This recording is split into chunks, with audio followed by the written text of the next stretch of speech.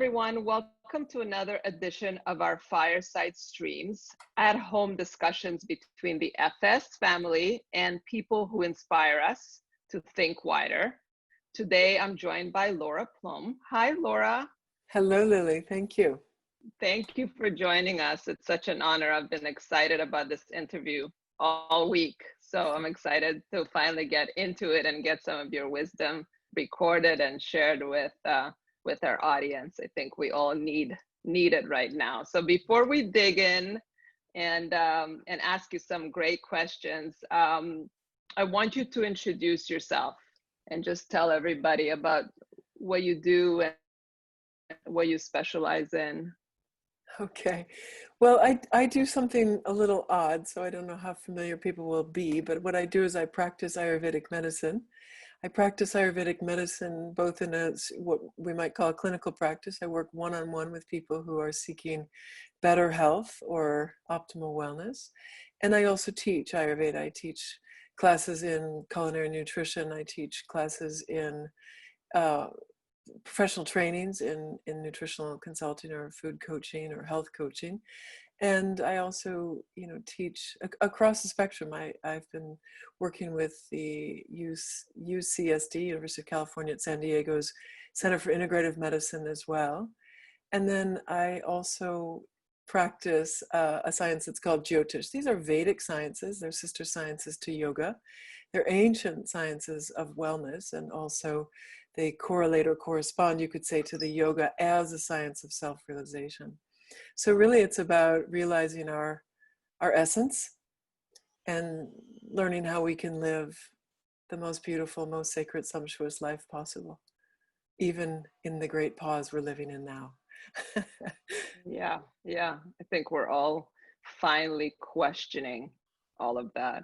Or I know, of course, you and the people you've been teaching have been questioning it for some time, but a lot of our audience is finally getting the opportunity to stop and ask some of these really important questions. So I'm honored to spend the time with you today.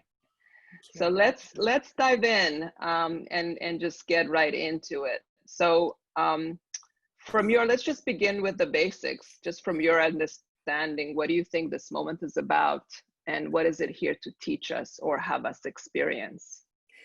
Well, first and foremost, I literally before coming on, I saw an article that New Yorkers are now sleeping longer hours.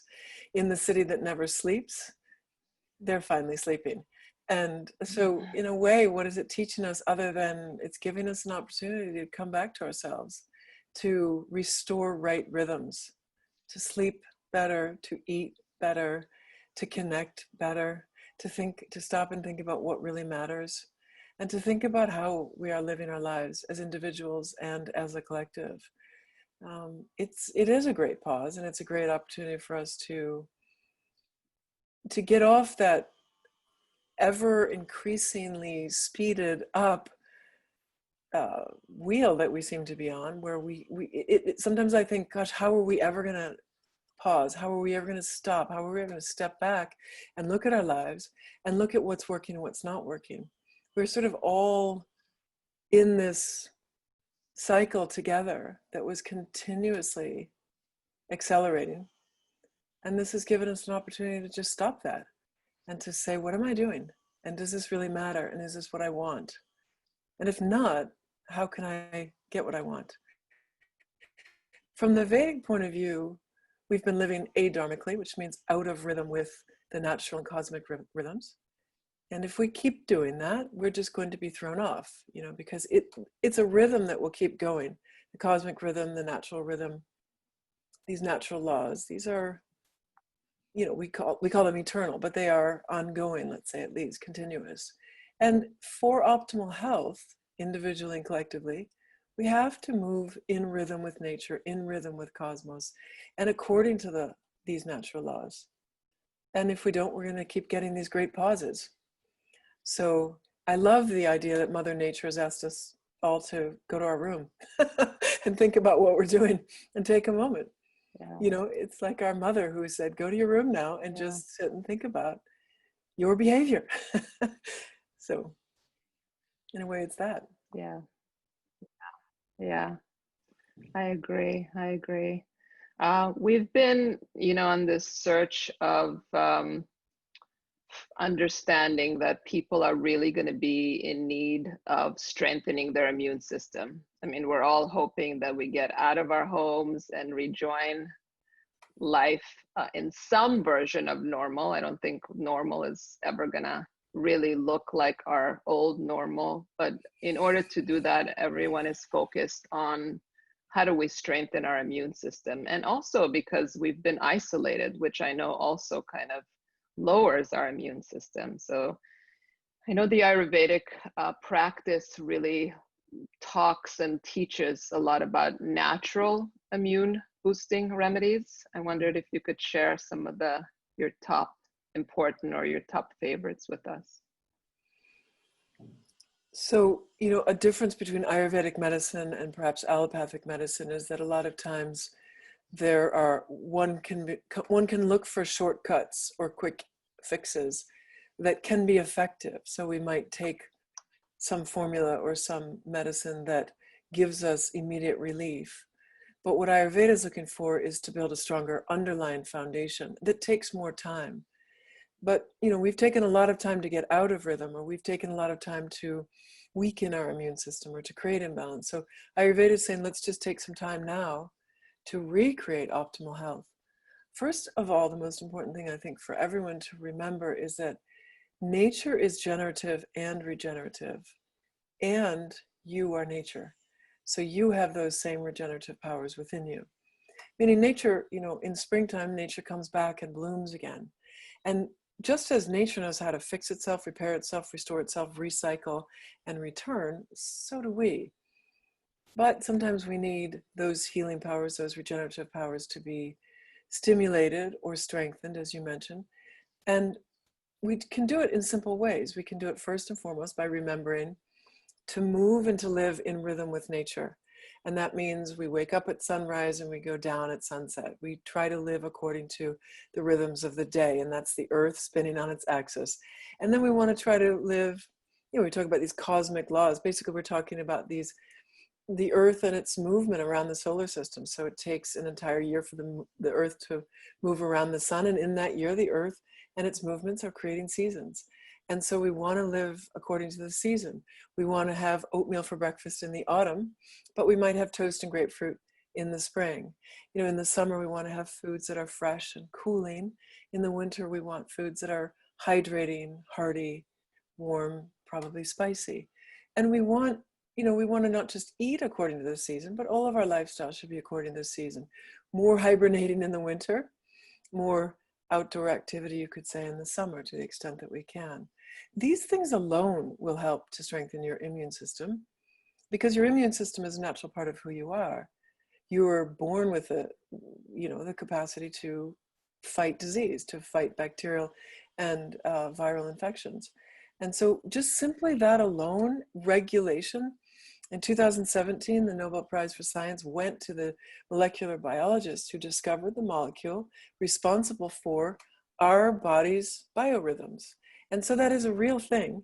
And Ayurveda, talks about this chronobiology, that we want to live in a relationship and in right relationship with the movements of our earth and our earth around the sun. So in a world that is ceaselessly spinning and infinitely dynamic, how do we ever get a chance to pause unless there's a time like we have now? The way that we pause, the way that we get a sense of ease and rest is by flowing in alignment with those movements. That's one thing that people can start with. Another thing is to eat right. Eating right means local, seasonal, as much as possible, organic and non-GMO.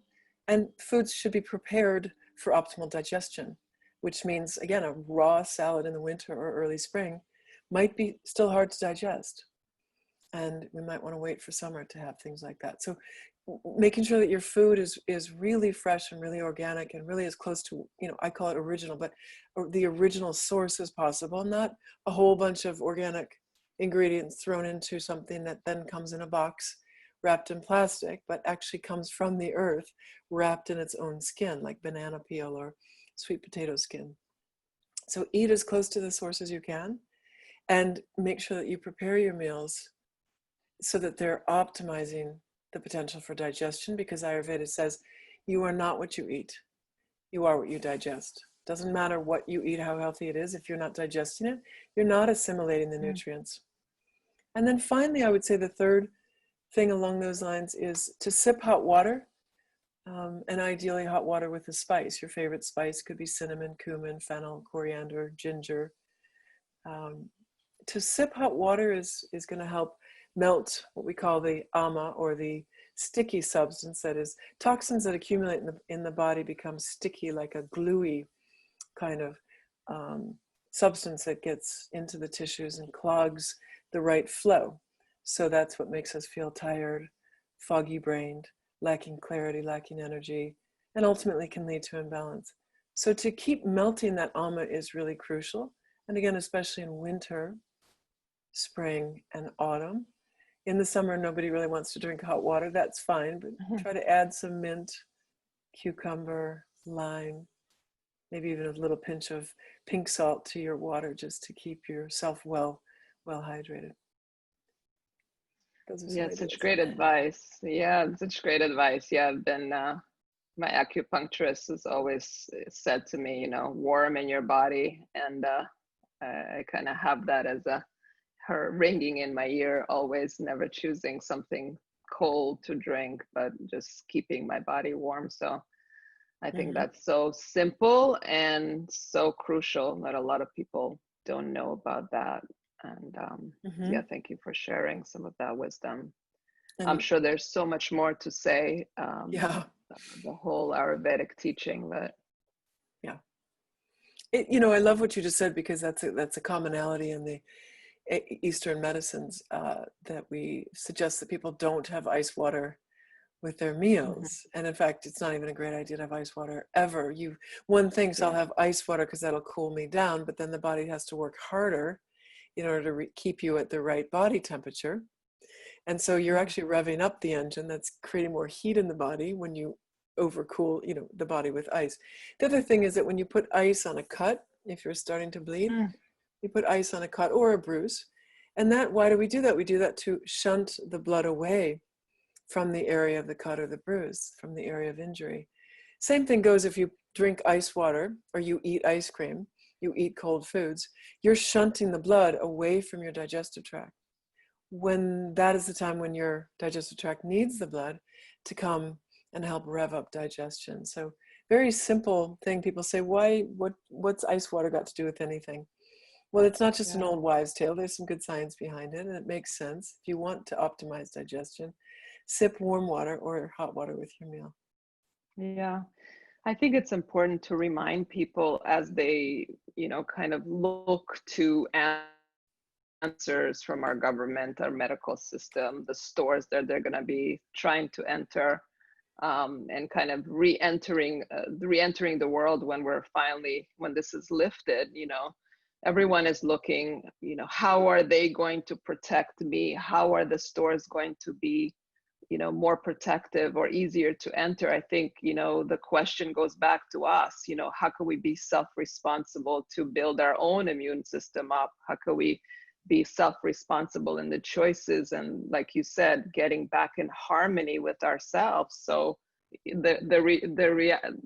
I guess it's going back to us and saying, what can we do to protect ourselves, as opposed to kind of finding those answers and protection out there. I don't think anything out there can make us feel safe anymore. Yeah, amen to that. Absolutely. I think that that's part of what we're experiencing these days too, is another thing we see is so many people looking outside of themselves, looking out there for answers or solutions, because a lot of people are living right now in a pause, a moment of mystery, a moment of maybe even some confusion. We don't really know. We've never experienced this before. This is new. And the unfamiliar can be uncomfortable for people. And so a lot of people are sort of, I feel like, chasing these answers, when really this is a perfect time for all of us to sit down maybe and close our eyes and ask those questions of our heart, or ask the questions of our inner soul, or whatever we might call it, but the wisdom within. What is it for me to do right now? What it would be the best way for me to use this time right now? What can I learn? And just to be in stillness and to learn what that feels like, and to see what might grow from that. I wanna turn it into having a conversation about the creative process, because we have a lot of creatives and creative leads joining you today and listening in. And I know that part of what you teach in the Ayurvedic system is kind of the return back to your original setting. And I'm not even going to try to say that word, but I'd love for you to speak about it.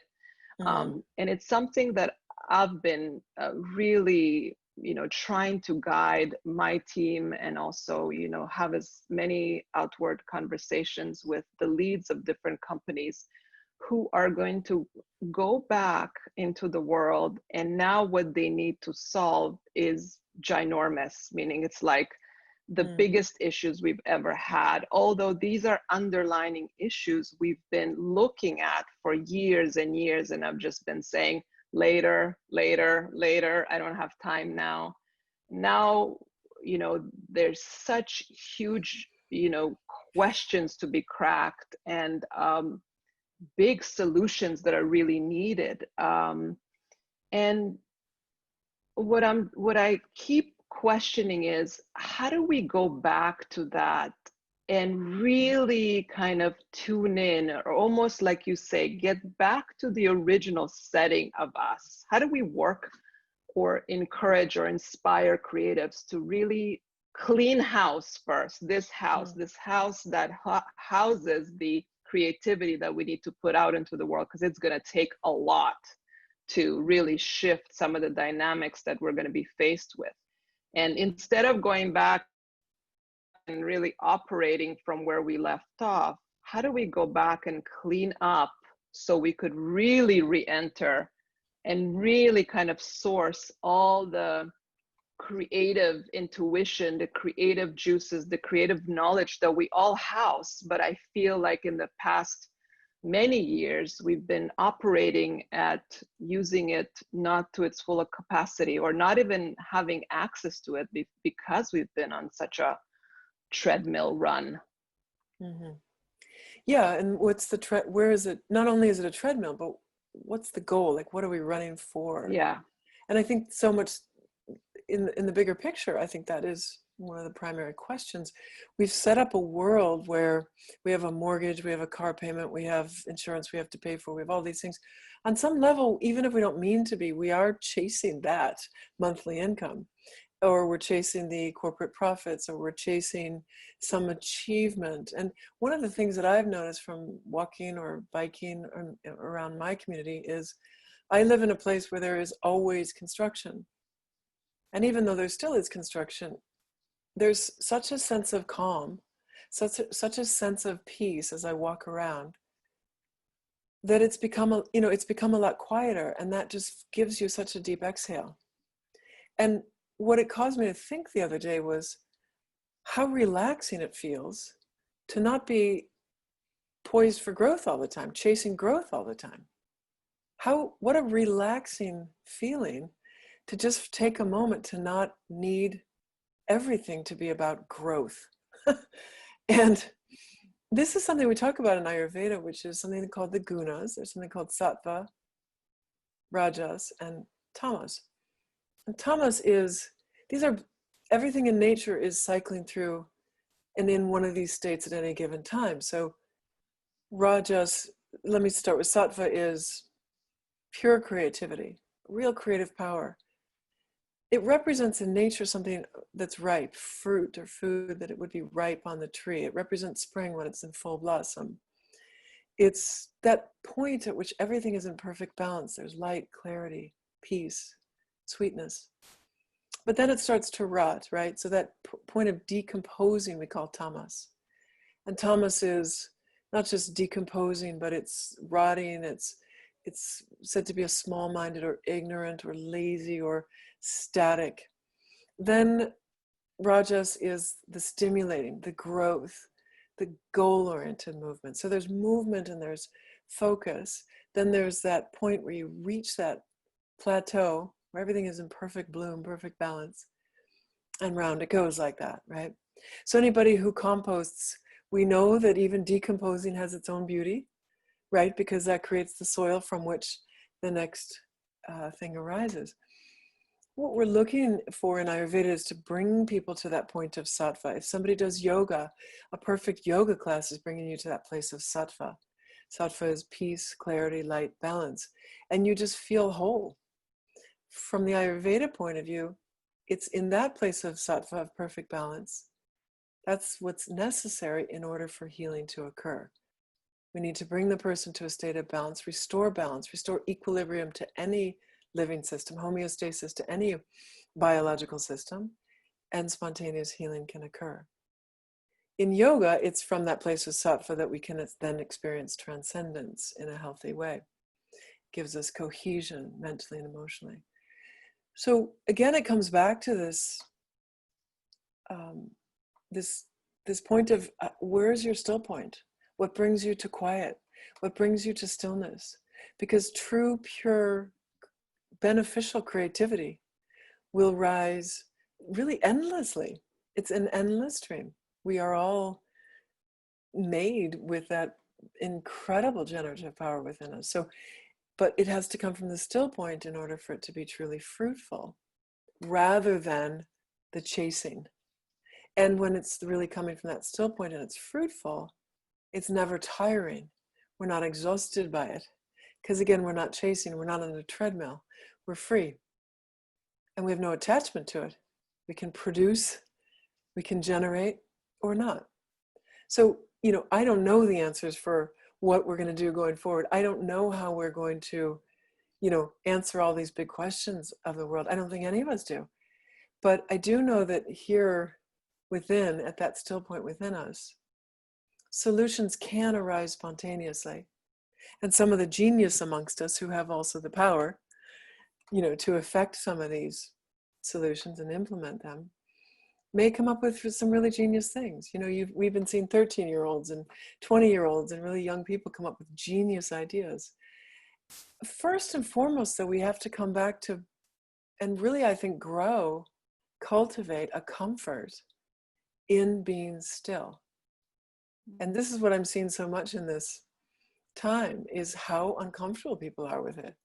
Even if they're staying home, they're filling up their time with Netflix or even hobbies that may be creative and productive. But what if we just sat for a minute? What if we just look out the window, or if you're able to, go for a walk and just very slowly walk and look at what's going on in the world around you? I mean, once we open to a slower pace, once we open to, I feel like, that quietude, the most beautiful, sacred, sumptuous world opens to us, because nature is so beautiful. And behind the news, nature is still there, being beautiful and being mighty and being majestic and reminding you that you too are that. We have immense capacity to generate and regenerate and to come up with genius solutions. But it's not out there. It's going to come from in here. Yeah. Yeah, amen to that. And I could hear some of the leads from the bigger companies kind of listening in and going, yeah, that's really lovely if I'm at a meditation retreat and sitting, in my yoga class, but I need to lead a team to, profit. And I need to come up with solutions right now. And this is where I sit always with this question of, how do we encourage these companies to value what it takes for a creative to tap into the answers they're kind of called or hired to answer? Mm-hmm. And that's always been kind of this interesting dichotomy, because exactly like you said, I know with my own practice and my spiritual search for answers, the answers come in those quiet moments when I'm on the mat meditating. They don't come when I'm on the spot trying to write, that that next step or the next proposal to something. And that doesn't become part of our routine of feeding our creative souls. That's like something we do before or after work. And I keep questioning this idea of how do we marry these two worlds? Because in essence, I feel the same. A lot of creativity has died off because a lot of us creatives don't feel anything anymore. Yeah. We don't feel. And for us to feel does take a slow down. And how do we value that? Or how do we encourage people who are making those big decisions about what they think is most productive for their team? They're not thinking, I need to make sure they have a great, work-life balance, because if they have time to take a walk before they start to do their daily job, they will come in with many more ideas than they would if they race to their desk, right out of bed, checking their emails, tuning into their social network, and then here I am. Okay, you need answers from me? Wait a minute. I still need to have access to my body, and I need to feel. I'm not there yet. Right. So, what can you, I mean, I know these are big questions, and if you had the golden nugget, you'd probably be serving it up already, but anything you could say to anyone listening to really value that access to resource that creatives are going to need right now. Yeah, right. So my extraordinary goddaughter works for one of the big international consulting firms, and she went in there working from the point of view of environmental wellness and bringing that into global corporations and their overall strategies. Now she's actually working at this place where it's human resources, it's environmental work, and she was talking about how they're talking to these senior executives about bringing more mindfulness, you might say, into their employee practices. And as we were talking, I said, isn't it amazing that you have to teach people how to value people, even their own employees, over profits? And it is amazing. I mean, let's just stop for a second and think about this, because I think a lot of people are like, well, of course, but we are really conditioned now, programmed now, to think that's okay. That's what it is to run a corporation or a company. And really, if we think about it, like, how are we thinking that human life is less important than the bottom line? So I think there is a golden nugget. I think it's very, very simple. I think all we need to say to some of our leaders is, this happened. We don't need to say this could happen or this might happen. This happened. We are now 6-7 weeks in shutting down the country. And this is happening globally. So look, if we don't take care of ourselves, if we don't take care of our environment, this can happen again.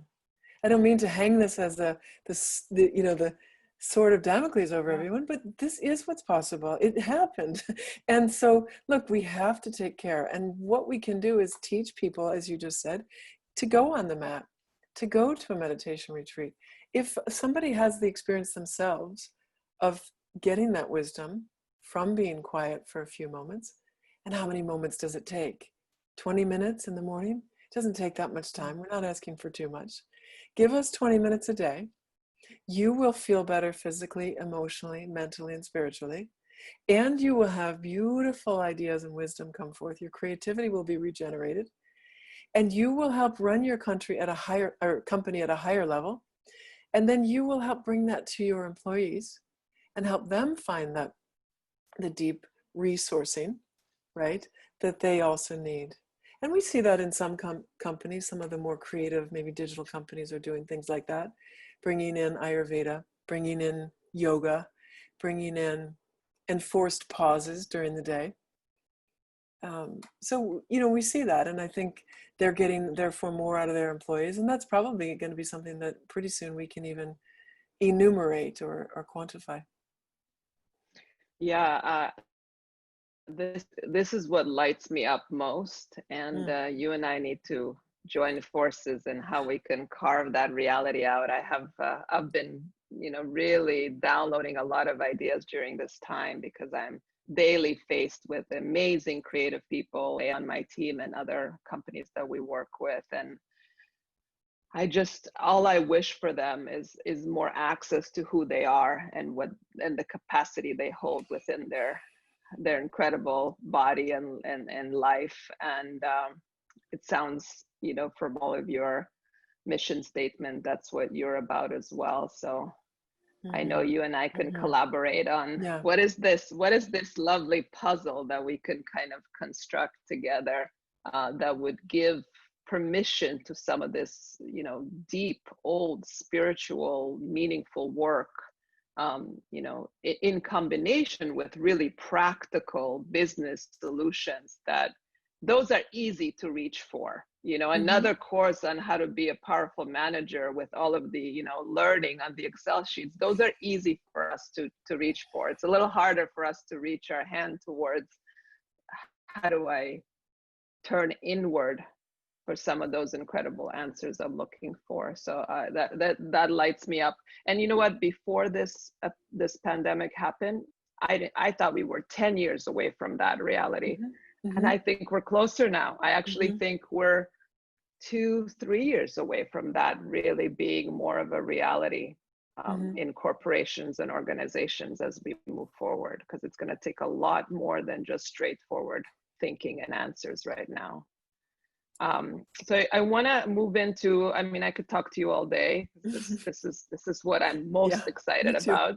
But I want to move into, actually, as we're on the topic of expanding our mind, let's get some mysticism, because I think that, like you said, we're all kind of, there's the obvious, there's the facts, but there's so much mystery that lives all around us that we seldom forget. So I know you do, and I'm going to try to pronounce this, but is it Jyotish or Jyotish? Yes, Jyotish, you got it right.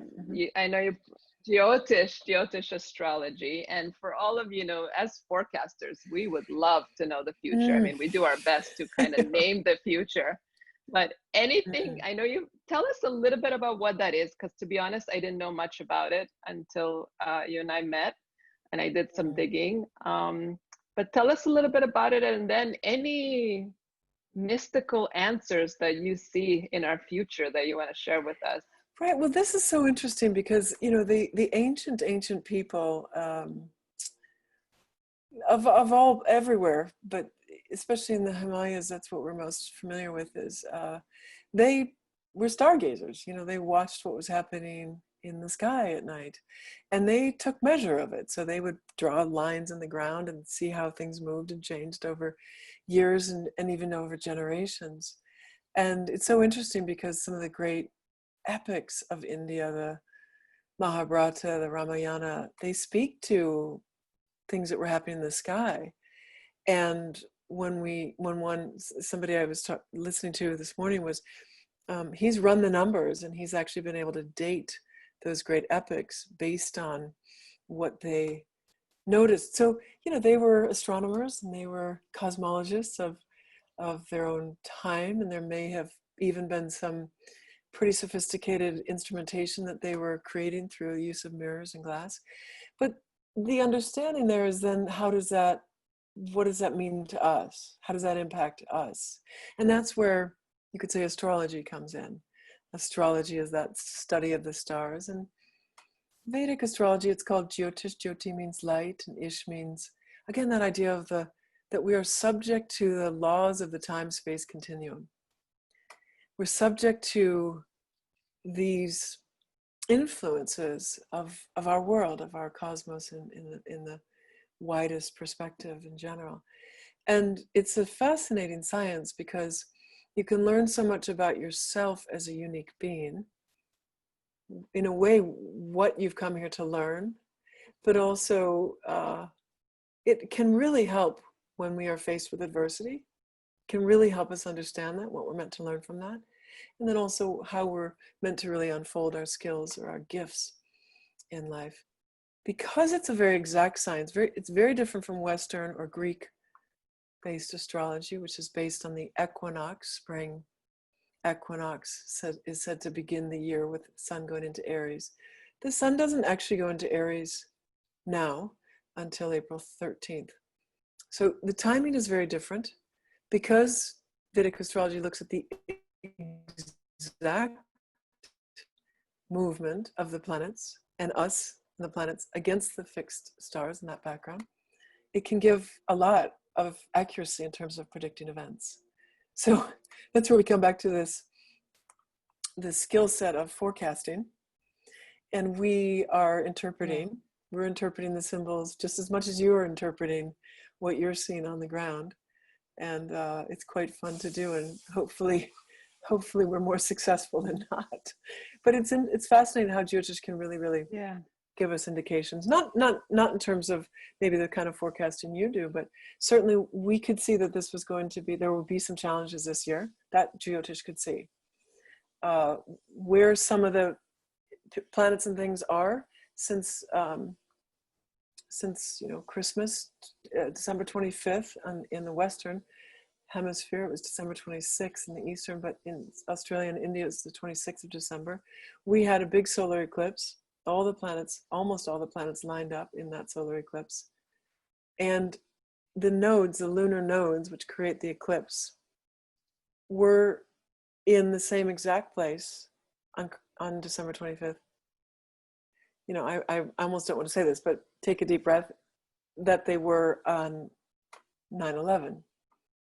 So people had a sense that some catastrophic event was likely to be coming, and that December 25th date was sort of the kickoff of it. Looking back, that's when we started to hear about Wuhan. So it's remarkable in terms of what it can help us see. What do we see? Are there any hopeful nods in the future that you're seeing, just to give some people? And if there isn't, that's good too. That's fine too. That's good to know too. I think that's one thing that we've learned in this period is leaders will tell us sometimes the bad news if they have to, just so we can be prepared. I never like to deliver bad news, so I've learned from that. There is good news though right now specifically. I think we can probably all feel it. It's not just because it's springtime in the north, but we right now the sun is exalted in Aries. The moon was just exalted in Taurus. Venus is very strong right now in Taurus. Saturn is very strong in Capricorn. Mars is exalted in Capricorn. The planets, and what I'm trying to get at is the planets are in very, very strong places right now. If the nodes are shadows that cause eclipses, and it's the nodes that are behind this global pandemic, then what we want, of course, is for the eclipse to end and for the great luminaries, the sun and the moon, to shine their strength again. And just a few days ago, so, I'm talking about like April 25th, 26th, we had this 24-hour period where the sun was exalted, the moon was exalted. So those two great luminaries, having been eclipsed, now came into their strongest place of shine, of radiance, of luminescence. And they were also not just in their place of exaltation, they were in this particular, what's called a nakshatra, where they're also the most sattvic, the most glowing, the most powerful. So that's actually a good thing. This is different from, people have compared this pandemic to the 1918 pandemic, and the difference is we are now seeing better placements of the planets, the patterns, the movements of the planets right now are in a better place. So even though we do have scientists talking about how this may recur and recur and recur, we are going to see the nodes move into a place of exaltation September 19th. At that point, we're going to have Jupiter in a place of dignity. Jupiter is a very benefic planet.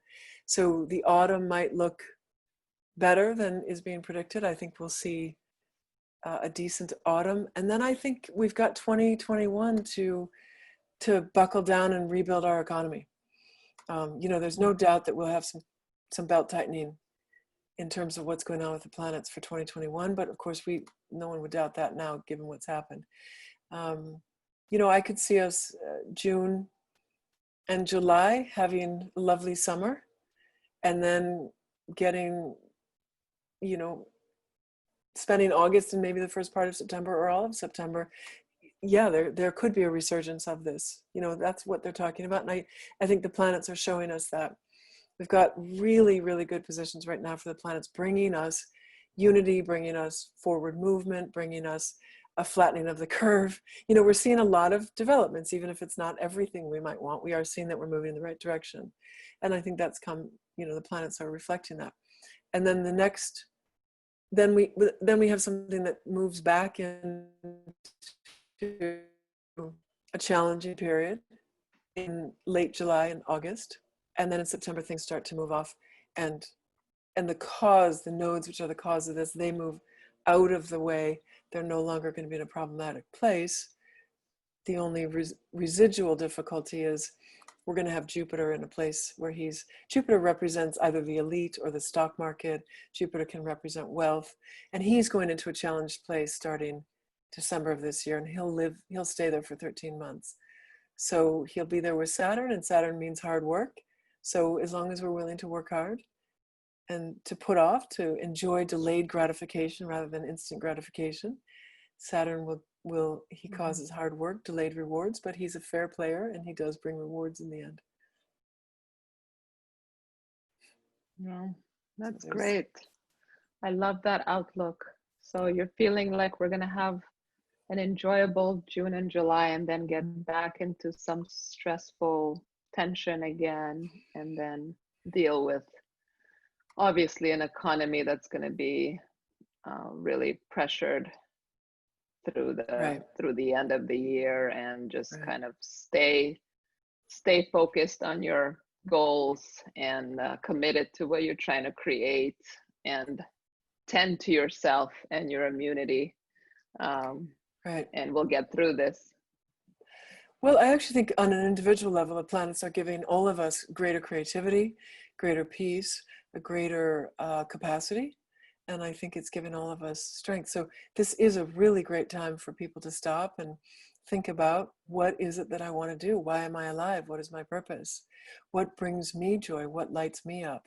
What is my singular skill set? What is it that I personally, uniquely, individually am good at doing that brings me a sense of satisfaction? This is the time for people to do it. I mean, maybe if it takes too much capital, maybe it's not the time, but to start to move in the direction of your dreams, the planets are good for all of us, both individually and collectively. Imagine if we all did that, if we all accessed what we are here to create and we emerged. I mean, wouldn't that be incredible? Wouldn't that be incredible? And don't we have enough faith in the world to trust that? Yeah.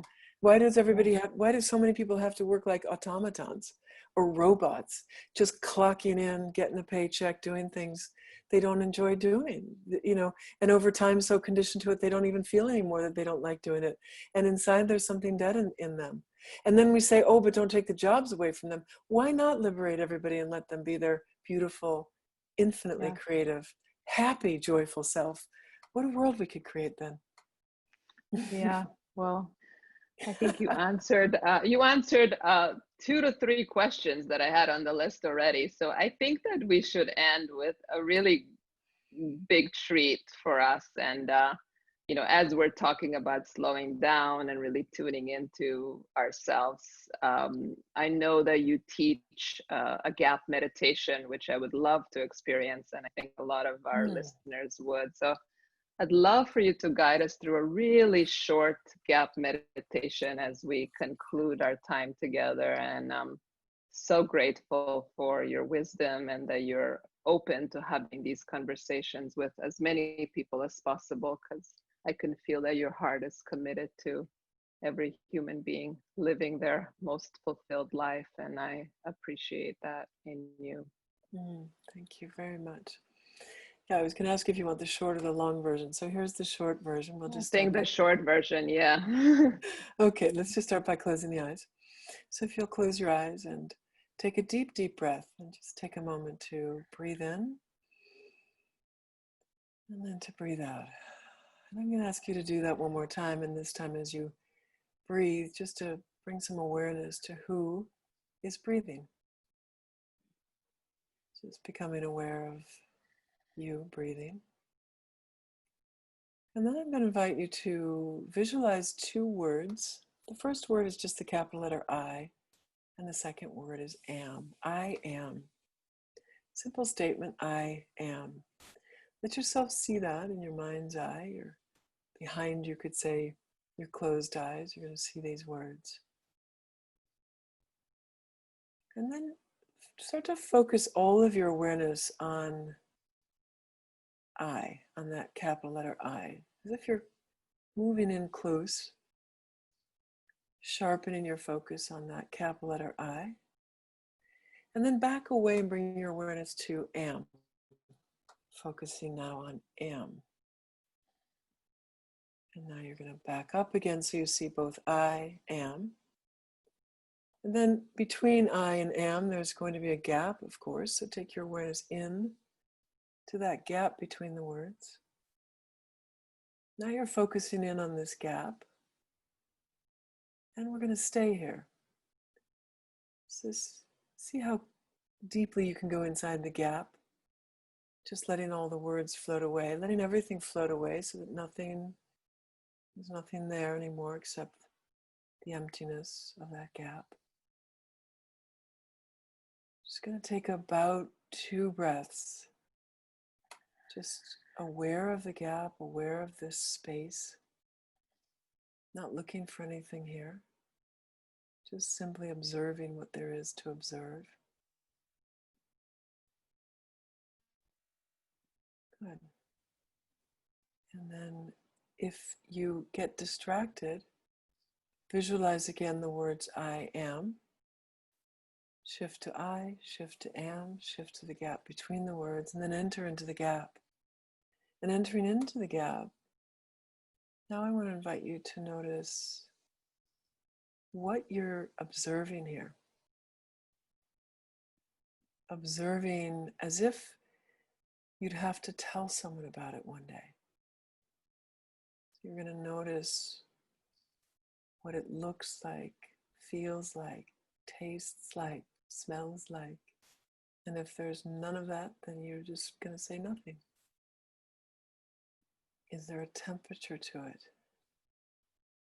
What is your experience here?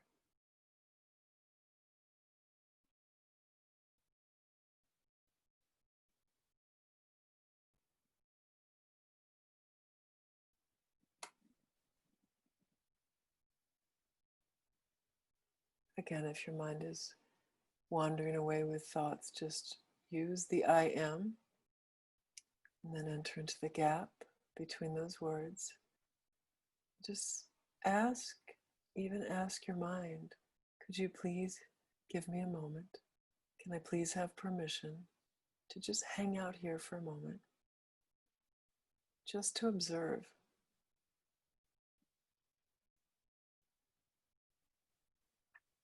Just to observe what is there between my thoughts? What is there on the other side of my thoughts? Where do my thoughts come from? And where do they go?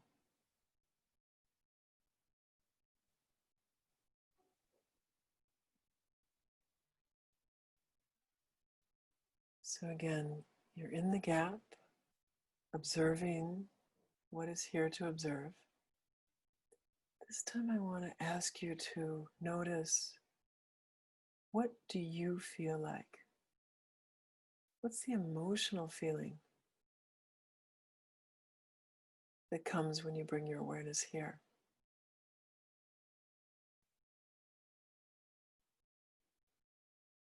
What do you notice about how you feel when you bring your awareness here to the gap? When you bring your own personal awareness, your individual awareness to the gap, you've brought your individual awareness to pure awareness. And it's pure awareness or pure consciousness from which all thoughts arise. Pure awareness is like the ocean and the thoughts are like the waves. So this gives us an opportunity to move from observing the waves to observing the ocean. or observing the sky versus observing the clouds. And in here we can ask ourselves, or we can ask this state of pure awareness, what do you want me to know today? What do you want me to know about my life today? What do you want me to know about myself right now?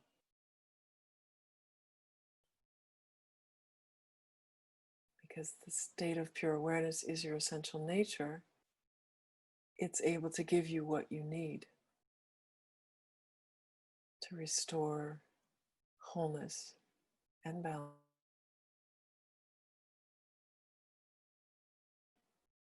Creative power within. So when you're ready, you can just keeping your eyes closed, bring your palms together and rub your hands together back and forth to generate some heat. And then you're going to put the palms of your hands over your eyes, just to cover your eyes. You can even press your palms gently in, just to bring some heat to the eyes again.